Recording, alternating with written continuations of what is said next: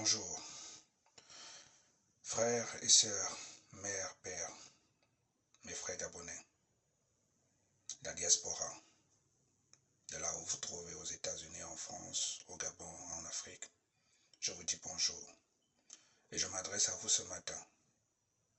Est-ce que nous allons laisser encore les Ali Ben Bongo prendre encore le pouvoir, peuple gabonais? Regardons ce qui se passe au Mali. Regardons ce qui se passe au Burkina. Nous devons arrêter ça. Nous devons faire un changement. Je m'adresse à tous les intellectuels du Gabon. Ceux qui ont les masters, qui sont allés à Harvard, qui sont allés dans les grandes universités. N'êtes pas vous capables de gérer ce pays? Il y a une question que je me suis toujours posée. Est-ce que le Gabon a accouché seulement la famille Bongo? Est-ce que le Gabon, on ne retrouve seulement que le nom Bongo?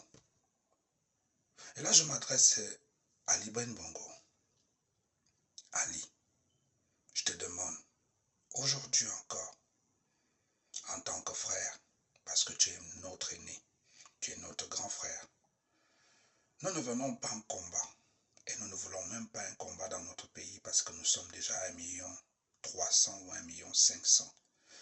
Si on lutte, si on se bat entre nous-mêmes, il resterait quoi dans notre pays?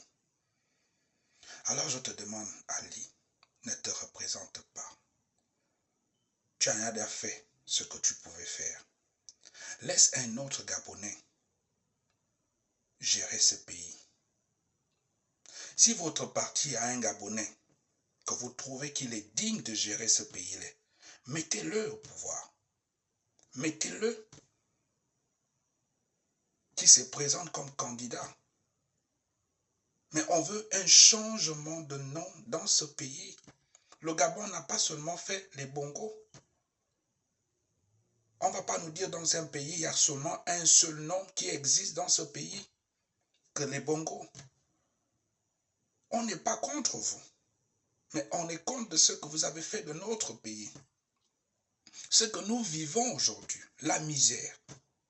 Combien de Gabonais sont sortis du Gabon pour aller s'exiler, comme moi, comme les autres, les activistes aujourd'hui. À l'époque de ton père, il comprenait un peu. Mais toi aujourd'hui, tu fais la sourde oreille. Je m'adresse à toi, Ali Ben Bongo.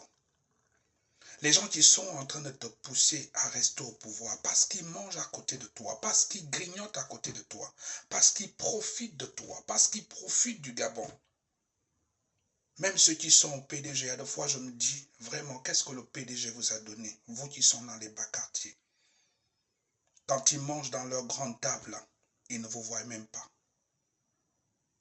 Même les eaux, ils sont même incapables de vous envoyer des eaux en bas pour dire, le peuple qui se bat pour nous, on peut les aider. N'avez-vous pas honte que le Burkina aujourd'hui se bat à sortir? Le Mali est sorti pour voir un changement.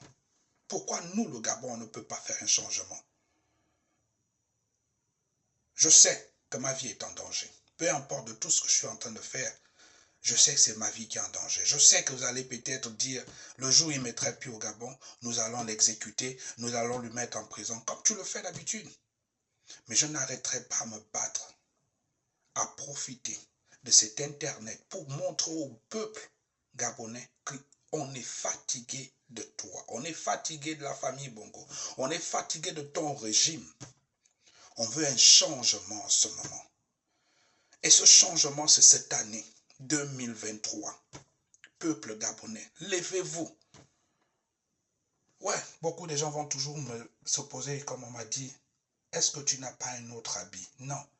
Je vous ai dit aujourd'hui, si vous devez aller gréver, si vous devez aller revendiquer, portez un t-shirt blanc. Ce t-shirt blanc représente la paix que nous voulons dans notre pays. Ce t-shirt blanc va montrer les balles que vous allez, les balles qui vont vous atteindre, le sang qui va couler sur votre habit, parce que ce serait un t-shirt blanc. C'est notre drapeau pour sortir du Gabon. ce que nous vivons. Et j'ai juré, tant que les Bongos seront au pouvoir, vous n'allez pas me voir avec un autre t-shirt ou avec une autre chemise. Ce sera avec un t-shirt blanc pour montrer que nous voulons la paix. Nous souhaitons que le Gabon soit libéré de ces dictateurs. Pas seulement le Gabon, même l'Afrique en ce moment. Nous demandons que ces dictateurs puissent partir. Nous avons des élites qui sont là, nous avons des intellectuels qui sont là, qui ont des têtes pensantes qui peuvent sortir de l'Afrique dans la misère. N'avez-vous pas honte quand vous voyagez à l'étranger? Quand vous descendez à l'aéroport, quand vous allez dans vos hôtels, regardez comme leur peuple vive. Et quand vous repartez, regardez ce que votre peuple vit. Je m'adresse à Liben Bongo. Je t'en supplie. Ne te représente pas. S'il faudrait que tu mettes quelqu'un d'autre qui aura un autre nom, on préfère l'accepter. Mais là, en ce moment, arrêtez de piller le Gabon. Le Gabon souffre en ce moment. Les Gabonais souffrent en ce moment. Jusqu'à quand nous allons continuer à souffrir? Jusqu'à quand vous allez piller le Gabon? Alors, chers frères gabonais, cette fois-ci, ne laissez pas ces gens-là prendre encore notre pays, notre pouvoir, notre changement. Il est temps de se battre. Il est temps de changer. Je vous en supplie, changez notre pays. C'est vrai, vous allez vous poser la question, qu'est-ce que vous faites là-bas? Venez vous battre. Oui, mais le jour où on arrivera au Gabon, la première des choses qu'ils vont nous faire, c'est de nous mettre en prison. Qu'est-ce qu'on peut faire si nous sommes en prison? Je peux citer autant de Gabonais qui sont rentrés et qu'on a tués. Je peux citer autant de Gabonais qui se retrouvent dans des prisons aujourd'hui parce qu'ils ont voyagé, ils sont venus au Gabon pour se battre.